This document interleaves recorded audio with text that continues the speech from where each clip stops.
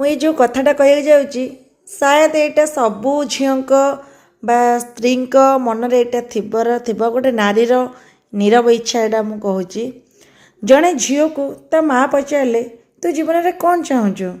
झीटी किसी समय चुप रहा तापर धीरे कहला माँ मत बहुत किसी दरकार नहीं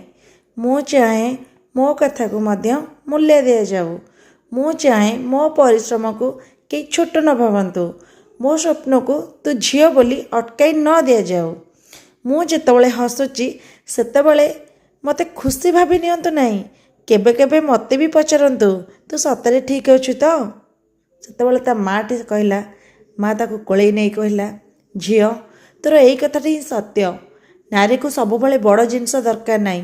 केवल तार अस्तित्व को सम्मान दरकार सत हो आज्ञा आपणकर भौणी कि स्त्री कि माँ अच्छा तो थे बुझे चेष्टा करूँ से छोट छोट कथार विरक्त अनुभव कर मन में बहुत स्वप्न थाए